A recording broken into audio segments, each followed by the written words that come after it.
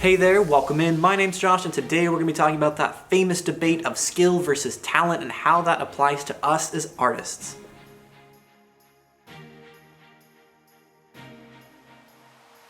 So the question is this: is art a learned skill, or is it a naturally born talent?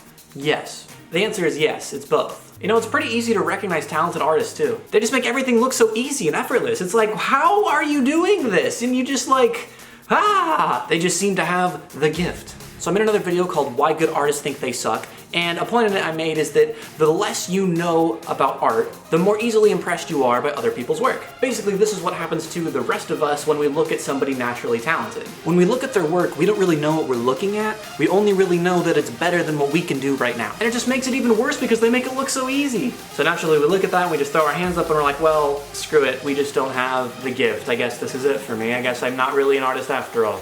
But that's nonsense. We do have the gift. We have the exact same gift they do. The gift we have in common is the same gift that qualifies every artist to create: a dream. You can't teach someone creativity. If you have creativity, you're automatically an artist to some degree. So in this sense, art teachers aren't giving art students anything new. They're just teaching students how to mold and communicate the dreams and creativity that they already have inside of them. Don't confuse the real gift, the creativity and the dream, with the artist's skill of communicating that creative dream effectively. All it takes to qualify you as an artist is a dream.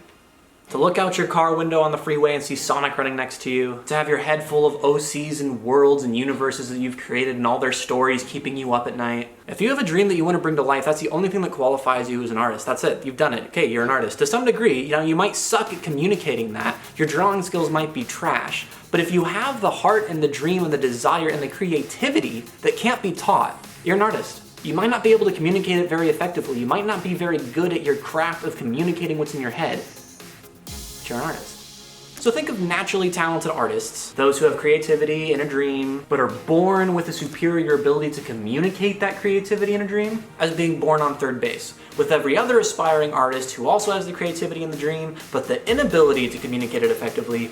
Those guys are born on first. All right, so you have first and third.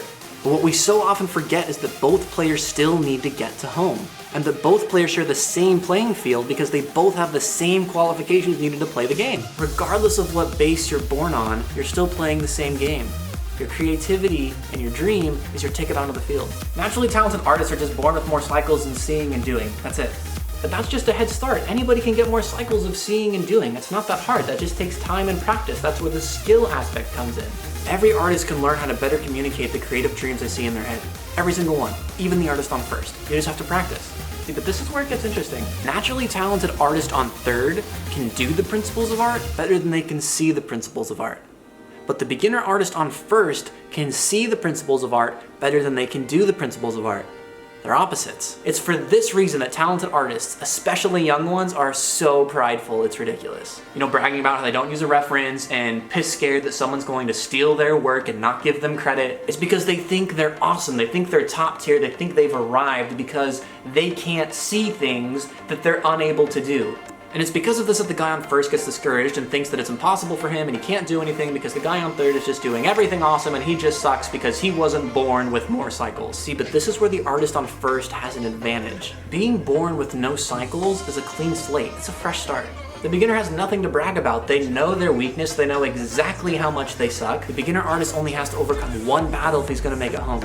He has to overcome his fear of sucking. On the contrary, the artist on third base too easily forgets that they can't take credit for their naturally born talented. They can't take any credit for being born with more cycles. It's just, sorry, that's awesome for you, that's great that you have this advantage, but stop being so prideful, dang it. What talented artists, especially young ones in middle school and high school, what they don't realize is that there's a limit to how far their natural talent can take them. What the naturally talented artist doesn't realize is that they're going to hit a wall and that art is going to start to get really hard. They're gonna hit a point where art stops being easy. And when this happens, now the talented artist has two battles that they have to face instead of one if they wanna get home. Not only do they share the first battle in common, their now newfound fear of sucking, but now they have a much more difficult battle to overcome.